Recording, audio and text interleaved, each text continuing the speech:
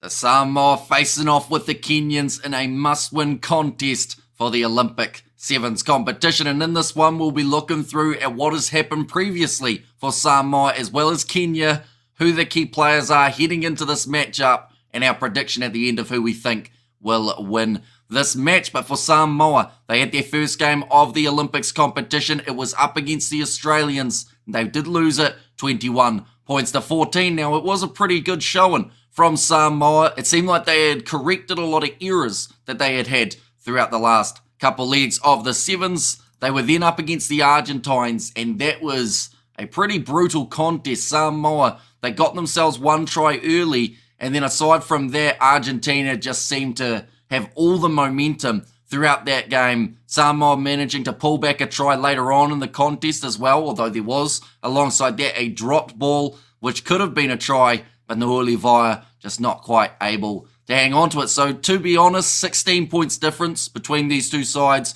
28 points to 12.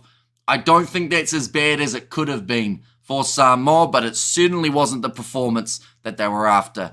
In that game for the Kenyans, they were defeated by the Argentines 31 points to 12 in their opening contest, which would make us think that Kenya and Samoa may actually be pretty similar in the way that they will play their next game up against the Australians. Kenya defeated 21 points to 7, a little bit similar to Samoa up against Argentina, just couldn't quite find their rhythm, and because of that, the opposition made the most of it. But looking through at these two sides in terms of key players for Samoa, there are so many players that need to step up. Someone who I thought did well in that second game was Alamanda Matanga. It was his first game as a starter for Samoa in quite some time. He had a real impact, brought that physicality, which I think is what Samoa are going to need to have up against a side like Kenya, who absolutely love to put in the big hits, who love to run the ball hard, and love to score tries. Also for the Samoans, I think Fa'afoi Falaniko has been quite solid in both of the games,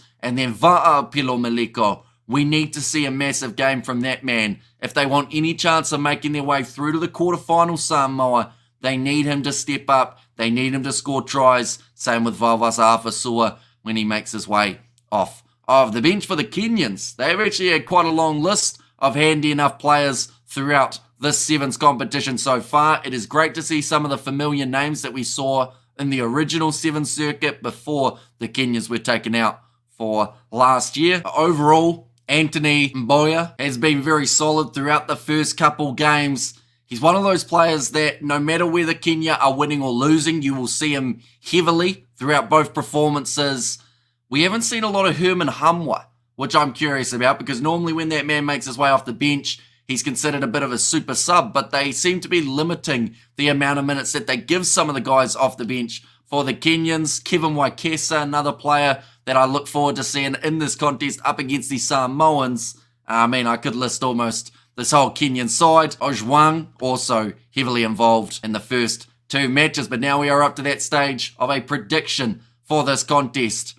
I do believe that the hungriest side in this game will be Kenya, but then Samoa, I believe they have more to gain from this contest. If Kenya win this, unless a lot goes right for them, they will not make it to the quarterfinals. But because Samoa had that close game up against Australia, that may actually be the difference between Samoa making it or missing out. So honestly, the score that Samoa need here is probably about 33-10 or somewhere around there.